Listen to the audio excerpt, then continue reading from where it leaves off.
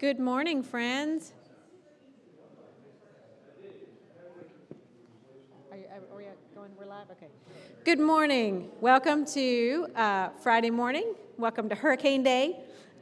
We hope Hurricane Ian will just bring us a lot of water to water the plants and not tear anything up. Happy Friday. My name is Phyllis Newbill. I am the Associate Director of Educational Networks in the Center for Educational Networks and Impacts within ICAT. I'm so glad you all are here this morning. A couple of housekeeping things before we get started. We are filming this morning in 360, so hello to our friends online. It's so good that you're here this morning too.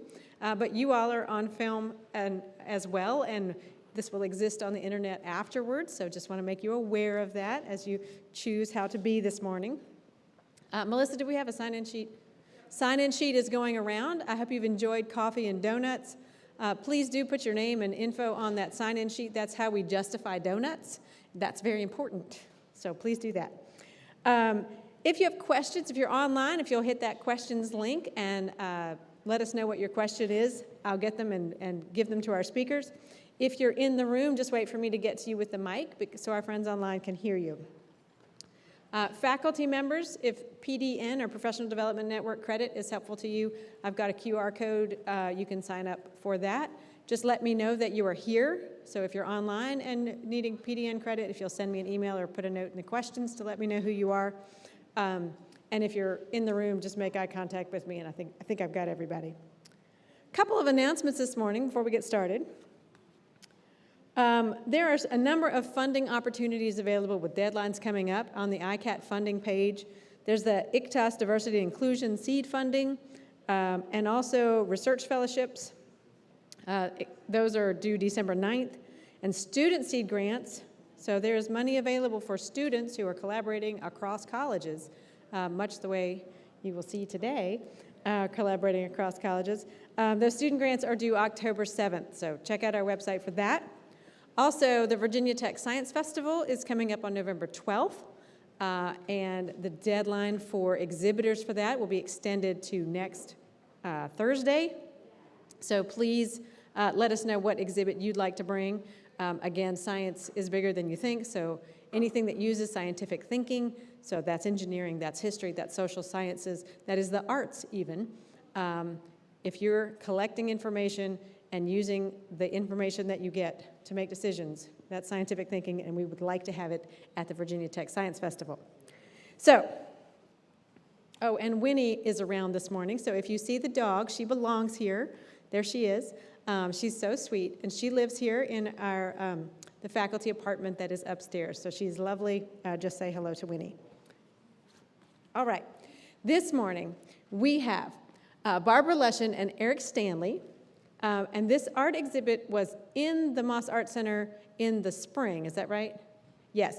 And I have to tell you that this particular, I'm totally fangirling about this. The cut paper work that Eric is going to talk about this morning, I just love it. So it's using the laser cutter and layers and layers and layers of paper to make just beautiful art. And there's more to it than that. So I'm going to This is Phyllis's novice version of it's just really cool, y'all. So I'm going to turn it over to Barbara and Eric to tell you about similarity of being. Take it away. Thank you. Thank you, Phyllis. And thanks to everyone coming out. Hopefully we stay dry for a few hours here. That'll be good. So as a creative person, part of my art practice includes not knowing what I'm doing. It's kind of a leap of faith every day for me. And usually the best things come from those things when I'm looking without knowing what's going to happen. And I was talking to Brian Holcomb, our new curator at the Moss Art Center, and he mentioned the flower arrangements from Barbara. And so it was like a very distant thing. And I'm like, flower arrangement? It's like, yeah, it's like an art all in itself. You really need to talk to this person. She's wonderful. I said, yeah, I think I will. So I just shot her an email and said, hey, want to do something? And we got together and we started talking. And one of the things that we first recognized was that both of us, our material had this fragility that we were both kind of preserving, but at the same time, we were putting that out front, that the fragility was part of the beauty. And in my case, the paper, it just sort of has this, I was talking to Phyllis about this, has this innocence to it, this vulnerability, and it's able to be preserved. In Barbara's case, with the botanicals, they actually have this half-life, I guess, that they're destined not to make it. So we thought that we would work with that. And as we spoke, we began to, with a lot of pushback from Barbara, figure out how we could sacrifice the paper in order to bring up this exchange of fragility. And so we devised this project where once a week in this installation, the work would be watered with all these botanicals in here. And there's paper that touches the reservoirs of water, and it wicks up. So over time, the paper was supposed to decay, but the water is there to maintain the life of the botanicals. And we thought that was a beautiful exchange. It was a dialogue we didn't really see until we got together and started talking.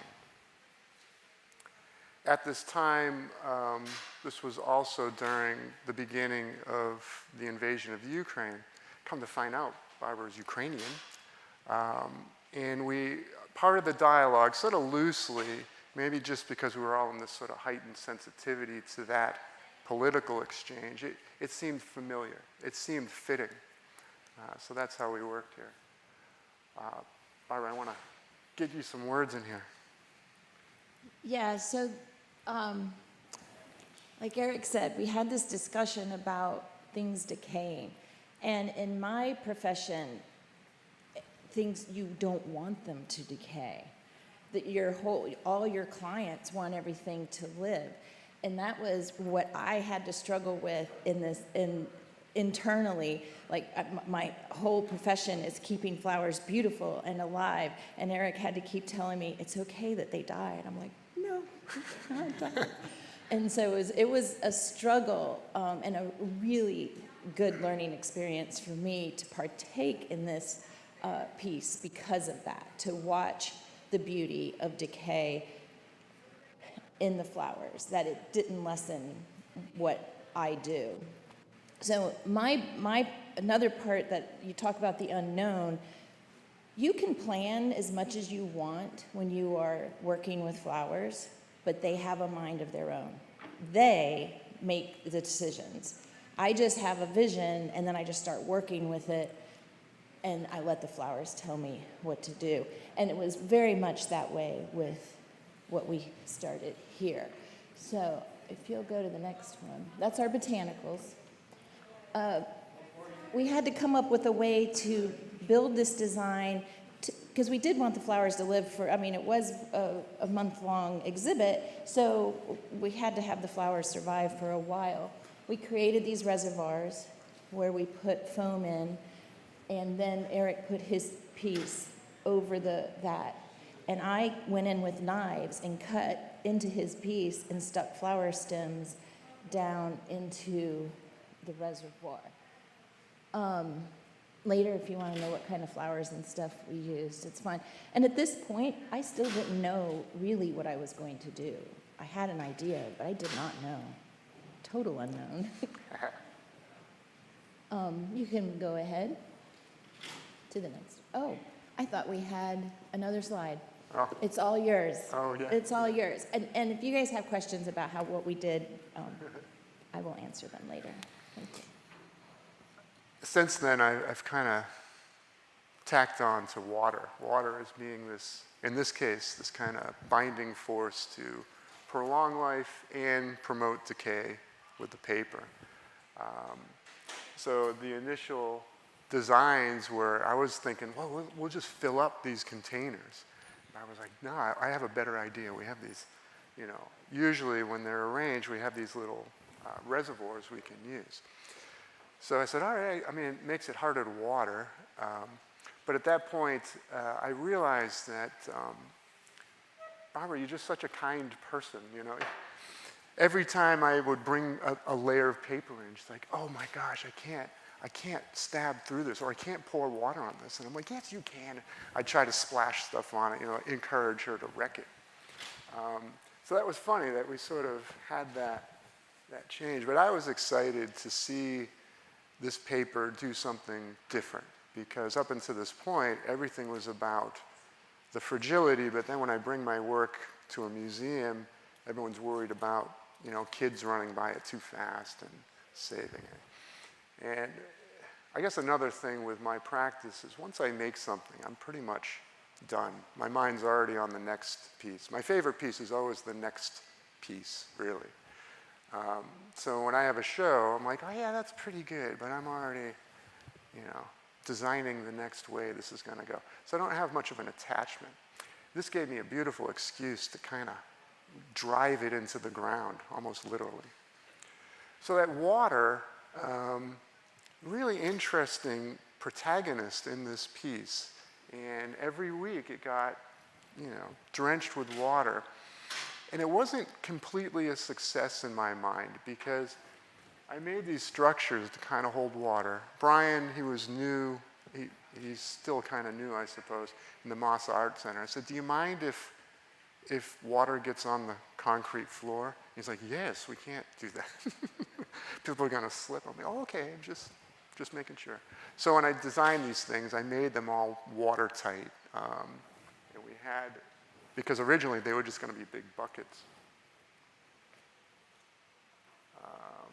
So once I had these in place, you know, I'm a very meticulous artist, and I discover as I go, but I really satiate my obsessive compulsive quality, and I just go with it. I'm in the zone.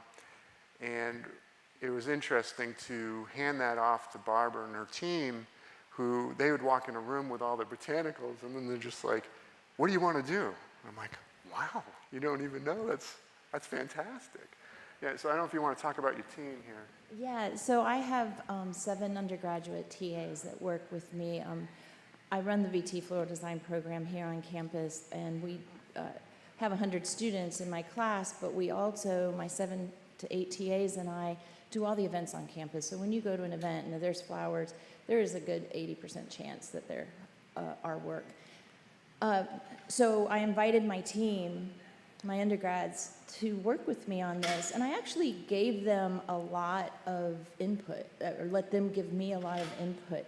Like I said, I had an idea, but we had the flowers, and we had all these botanicals, and I was like, let's just start working and putting things in. I was actually terrified. I had never done anything that was supposed to die purposefully, and it was actually scary for me, as I mentioned earlier. So my team and I, we went in, and I would say it took us about 5 or 6 hours to do our part on site that day, which is also a different thing about my art, is that it's very temporary, and it's you do it that day, and then you move on. Then you have to let it go. Like, we put it somewhere, and we're done, and I never see it again. You know, it dies, so. Yeah. So the part that I thought kind of failed was nothing died that dramatically. You know, the paper was actually tougher than I thought. And I had always been, you know, for years, I mean, I've been cutting paper for since 2005. And I always thought, oh yeah, you gotta be careful with this stuff. And it wasn't until this project that I realized, now you could dip the paper under water and let it dry, and it's fine, it doesn't mind. So I was hoping there would be more dramatic decay in the paper, and it didn't exactly happen. For me, even the botanicals, they sort of held on. They wanted to stay. They held on, and then I have a confession, which I've already confessed to you. I did replace some right before the opening of the show, because that's how terrified I was of people looking at my work and saying, but the flowers are dead. So for the reception, I did switch out a few flowers. Then I let them go. Then I was able to let them go. And let me tell you, I love Brian's I thought he would never recover from his gallery looking like that for about 6 hours. Yeah, it was trashed. So this is part of my process, which is much different. And this particular installation, it had a sculptural component that I had documented outside my gallery, outside my studio. And my wife takes care of the yard, and it's just gorgeous. I just dig holes out there, and she fills them in with beauty. So I had documented this particular piece out there, and that also was in the back of my head. So that's why I knew we were destined to do something, especially after we talked to Brian. But this particular piece was in reaction. Quite often when I'm working, I'm like contrarian. I have to work in opposites, just the way my mind goes. I had just picked up a big commission. It was going to be a 2-year commission, and it was going to be installed in New York. I was super excited, and I had figured out the parameters. I usually meet with a person when I have a commission and ask them more philosophical questions than anything else and try to find common ground. Then I began to build parameters. I maintained complete creative freedom. And then I put in the proposal. And this particular person was super excited. I was like, great. So I kind of had a working field that I was going to be doing in this commission. Immediately, my mind wants to break all the rules. It wants to do the exact opposite. So I just had to go with that. And I told them, I said, listen, I got to do this piece first before I can get to this commission. It's kind of part of the process. And it was called the Similarity of Opposites. And it was exactly that, this sort of doing the opposite of what the commission was going to be, because I just couldn't help myself. I had to go there. So this is how a lot of my work starts. I get to this lower corner here. I'm drawing in my sketchbook, and I'm starting to see some ideas, but kind of like Barbara, this is where I allow there to be improv. It's kind of like playing music, you know? I know certain areas are going to happen, and it's going to be timing, but I'm always allowing for spaces of improv, because that's where the magic happens. And I always maintain that. And I maintain it in my drawing process as well. So the larger image up above here, once I get it into vectors, there are these areas of improv, but sometimes they're pretty difficult. And I'm kind of doing like folk math geometry. I'll put in my equations, but AutoCAD crushes me. So I use CorelDRAW because it's so visually responsive, but it has this sort of CAD horsepower. And it's perfect. It's perfect. And it allows me to draw, but it also allows me to plug in a formula when I need to. So it's a lot to chew on. I'm using both sides of my brain for that part, no doubt. And then it gets to this sort of pseudo-analog digital stage where I have everything that's already been processed and cut in paper, and then I got to put it together. And it's kind of like playing Tetris. And this one, I actually had to refer back to the screen quite often because it was a pretty complicated piece. But a lot of times I try to remember it. I try to get them in order just for the fun of it. Oh, we're at our last slide. I don't know what the time is here. So this is something, Barbara, you'd be happy to see this. I don't, you guys might not recognize this. So the pieces from the show, I now have outside my studio. I'm finally getting them to decay the way I wanted them to. Of course, the sun is helping quite a bit. Hopefully the storm over the next couple days will really get some action out of it. So yeah, my wife, every once in a while, she's like, did you mean to put that outside? Because now they're starting to come up all through the yard. This piece, this one I was inspired because of the similarity of being. And I had some layered cuts. I had about 100 layered cuts that were pretty decent, but I didn't have a conceptual attachment to them. They were just sort of hanging around. And so when I would go do a talk, I'd bring these pieces to pass around and so forth. So after this experience, I'm like, I want to really see what happens. So this has been outside my studio since May of this year. And every week I take a picture of it, and eventually I'll animate its decay. At this point, this is actually not a bad image. This is about 2 weeks ago, this one. No, I'm sorry, it's about 4 weeks ago. Because right now it's got a lot of leaves in the middle, took on some rain there. So that was kind of a fun thing that I'm continuing.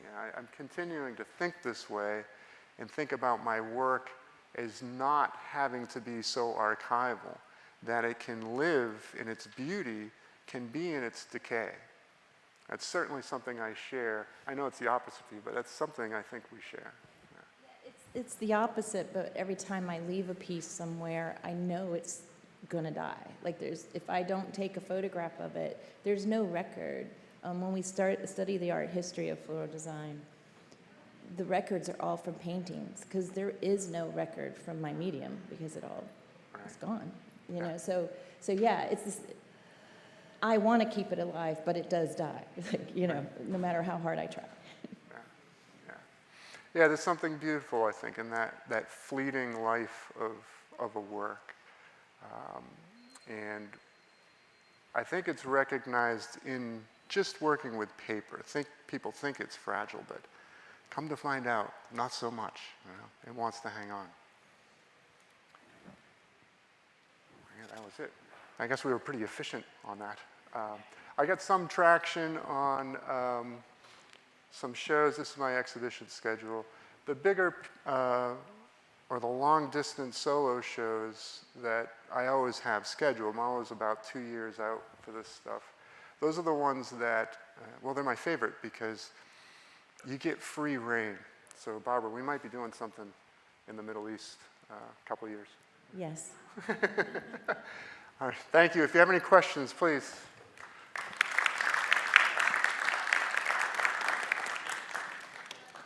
Wow, what a great journey into your creative process. Thank you. Who has questions?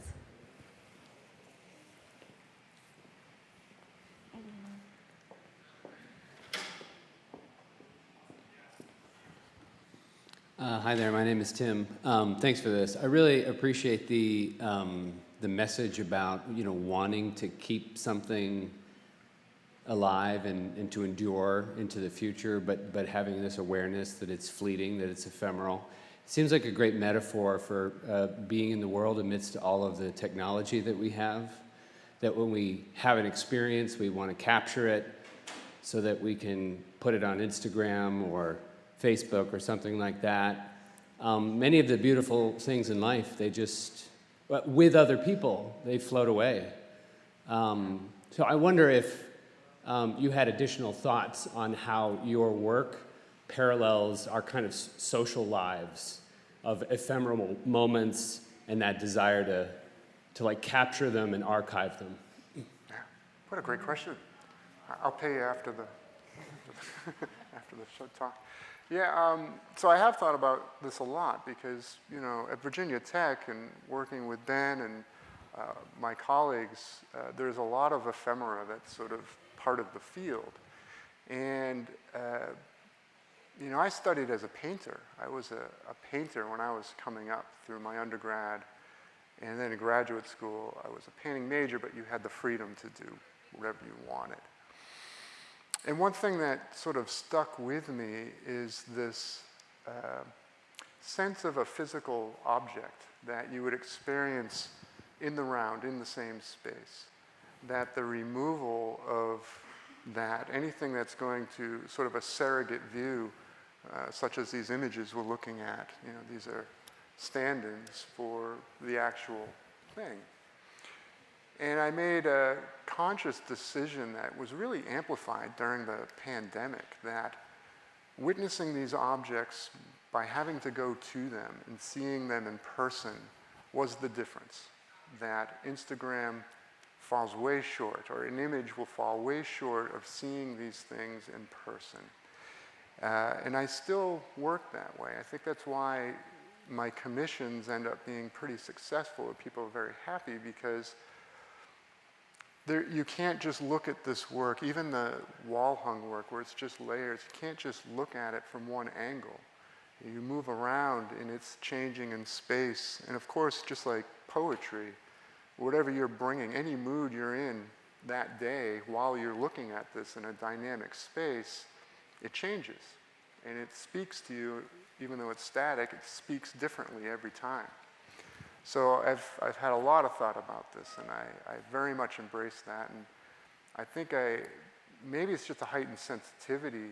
You know, whenever I see botanicals and Barbara's work, I'm having the same experience. It's very unique. It's a moment. And like you mentioned in the beginning, it was the start of the Ukraine war when we were doing this piece particularly, and we did have conversations about exactly what you're saying of our piece kind of representing life and death and what we were experiencing emotionally from the war and, you know, my family being from Ukraine. So Yeah. even in that piece, we thought about it. Thanks.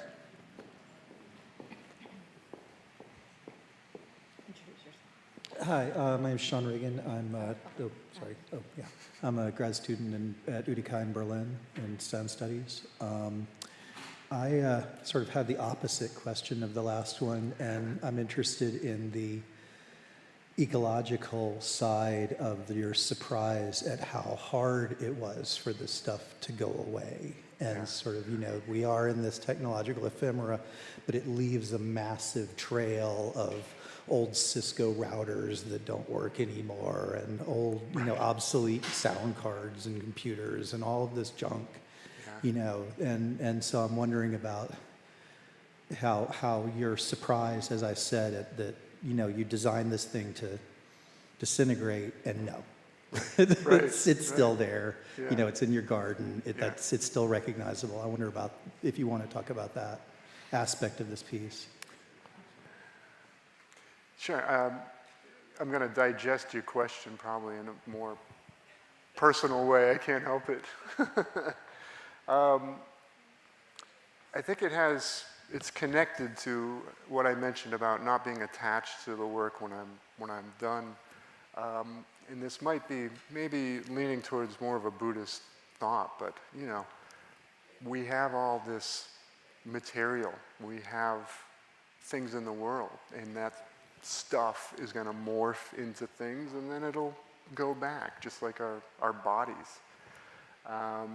So as an artist, I feel like, I'm just sort of rearranging things. I'm making Sandman dolls, and eventually they're just going to blow away, maybe on a larger timetable.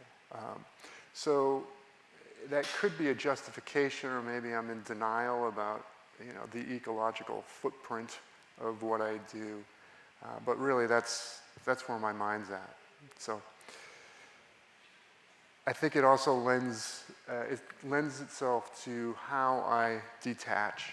So when I do a piece and it's going somewhere, I'm actually happy that it's going to be loved somewhere, and somebody's going to take care of it. Because if it stays in my studio, it'll probably end up outside, or I'll take it apart. You know, I'm always taking things apart, like 10 years later, because they're just sitting around. It's not exactly important to me unless it's informing what I'm doing in the future.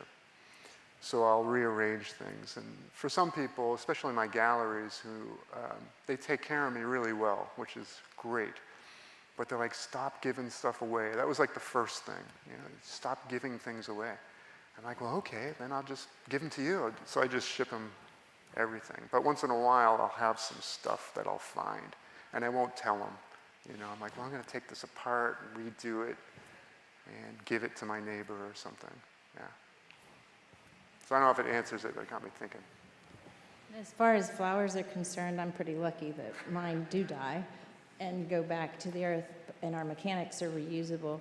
But where flowers are not sustainable is in the beginning. Growing commercial flowers is not a green industry. Uses a lot of resources, a lot of water. So buy local flowers, like, you know, the whole farm to table movement, there is one in flowers too. So go support these local folks down in our farmers market, because they are growing sustainable flowers. The flowers I buy are not. So it's the which is not environmentally safe on mine. The after, they're gone. So there's nothing left in the garden, you know. So. All right, well, we're at time this morning, so I want to thank you all again for being here, and thank you all again for sharing your process and your collaboration. I think it's a wonderful